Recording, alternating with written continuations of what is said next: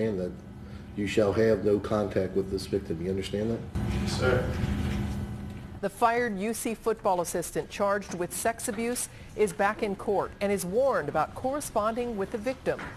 Good evening, everyone. Both Antrione Archer and his wife reached out to beg forgiveness of the 73-year-old woman he is accused of sexually abusing in a Kroger store.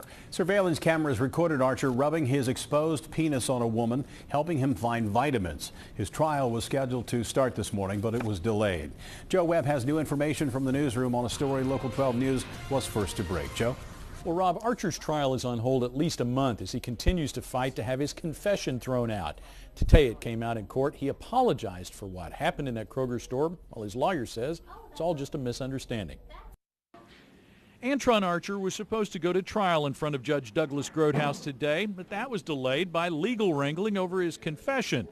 The prosecutor accused Archer's attorney of stalling the sexual abuse trial and harassing the chief witness.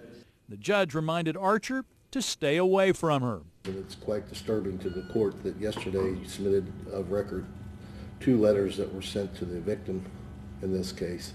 2 letters of apology, one from Antrione Archer, one from his wife.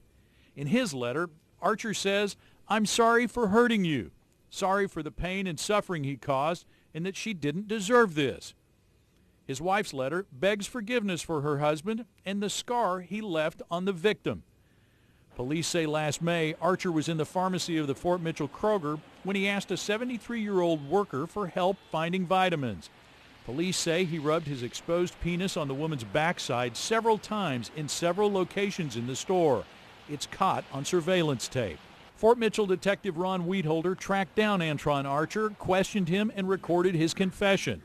He is not happy with these letters. I guess I'm trying to think of the defense tactics of the attorney. You know, in one statement, he's saying that, you know, this was consensual, Mr. Archer did nothing of a criminal nature, and now all of a sudden there's apology letters. I don't understand what you apologize for if you've done nothing wrong.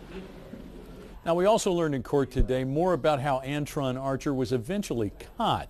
2 weeks after that initial encounter in the Kroger store with that woman, he went back to the same Kroger store. There was no episode in the store, but she saw him and alerted another employee. That employee was able to follow him to the parking lot and get the license plate number of the car he was driving. Then they notified police. Police tracked that car down to a lot in Amelia. The people there told him it was on loan to the UC football program. Another call linked it to Archer, who agreed to an interview, ultimately turned himself in. Rob? It's just an odd story, isn't it, Joe? It is, just weird. from top to bottom. Yeah, thanks very much.